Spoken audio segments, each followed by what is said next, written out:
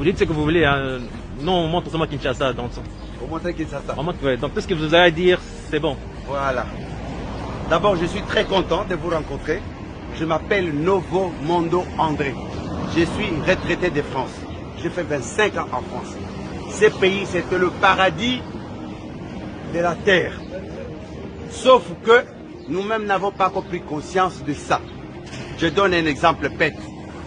Le chef de l'État, je viens d'apprendre, qu'il va donner ou qu'il aurait prévu 500 jeeps pour les députés. Les députés, aucun député ne lui a demandé une jeep. Et ces députés-là ne sont pas à pied. Quel est le prix d'une jeep?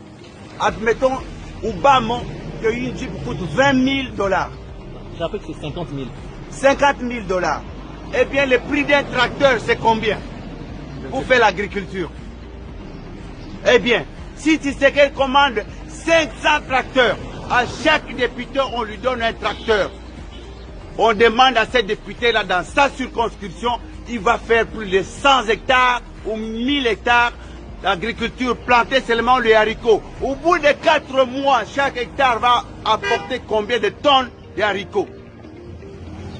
On donne à nos militaires, prend 1000 militaires, on leur demande de planter seulement des boutures de manioc sur 1 millier d'hectares de manioc. Au bout de 8 mois ou 12 mois, nous avons de manioc. Le prix de manioc ici va coûter un sac 10 000 francs.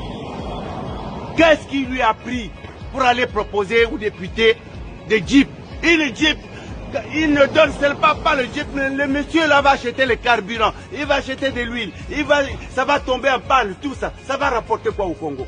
Mais apparemment, les jeeps sont à crédit, c'est-à-dire qu'ils vont payer petit à petit. Mais, apparemment. Mais justement, ces crédits-là, qui va donner les crédits? Mais prenez les crédits pour les tracteurs.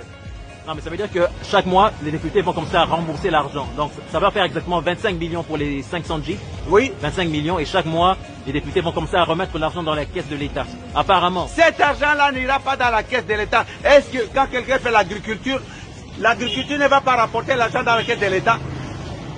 Entre quelqu'un qui fait d'abord les Ndundala que vous appelez Bitekou et les Matembele. Au bout de 15 jours, vous avez le Bitekou. Lorsque vous allez à l'aéroport de Njili, vous arrivez à la descente là, il y a des mamans qui font le Bitekou. Ces Bitekou là, ils mettent dans des cartons, ils amènent à l'aéroport, ça part en Europe, quartier Château Rouge, Bruxelles, Matongé, tout le monde achète ça le même jour, ces légumes là finis. 15 jours seulement.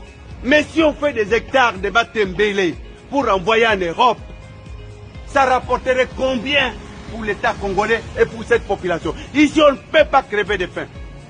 Moi, je suis en colère d'apprendre que ces individus-là qui sont au pouvoir prennent de l'argent, ils font n'importe quoi avec, ils vont se promener dans toute la ville. Longwa, Bangonyos, ils habitent Gombe, la plupart. Les carburants qu'ils prennent pour se promener dans Kinshasa, ça rapporte quoi? Vous savez, nous sommes ici 15 millions d'habitants. Disons, plus de la moitié sont des enfants, 8 millions sont des enfants.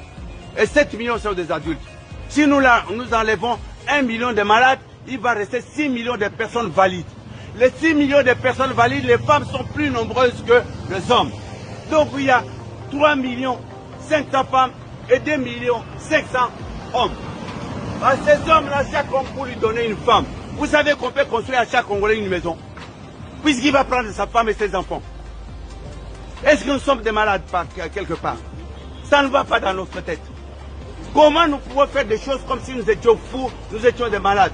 Ils vont en Europe. Ils savent que dans Paris, il y a de l'eau, des fontaines d'eau dans Paris. Tu as soif, tu as pris quelque part, tu bois de l'eau. Et cette eau-là, la nappe phréatique de Paris, c'est plus sale que notre nappe phréatique ici. Pourquoi, bon sang? Pourquoi on ne peut pas installer des fontaines publiques ici pour que les gens puissent boire de l'eau? On nous apporte des bouteilles qu'on jette partout. Une petite bouteille doit marquer American Water, Swiss Water, Canadian Water. Quel est ce complexe là, imbécile? Complexe d'aller mettre le nom du Canada, le nom de American Water, Swiss Water. Est-ce que Congo Water va beaucoup tirer? Maïwana est au bout de la Suisse. L'eau de forage, à quelques 90 mètres, bazote qu'il a bien encore 500 francs. Mais cette eau-là doit coûter 1 franc congolais, même pas. Hein? En plus, ils nous jettent des bouteilles partout. Qu'est-ce qu'ils ont mis de plus dans cette eau-là? Rien du tout. Et on laisse les gens vendre ça dans la rue. Tous ces gens-là dans la rue, on les arrête d'abord. Et puis on met des fontaines publiques. Nous avons de l'argent pour ça. Papa, est-ce que vous avez vécu en Occident? J'ai vécu en Occident 25 ans. Je suis retraité de France. J'étais notaire. En France? En France. Okay. Où ça La exactement? France est un pays pauvre. La France est un pays pauvre. L'ananas ne pousse pas en France. On vous vend de l'eau aromatisée avec du sucre coloré. On appelle ça le jus. Ça, c'est pas le jus, imbécile.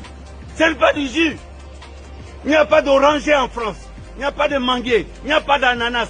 Le café, on appelle ça café de la Côte d'Ivoire.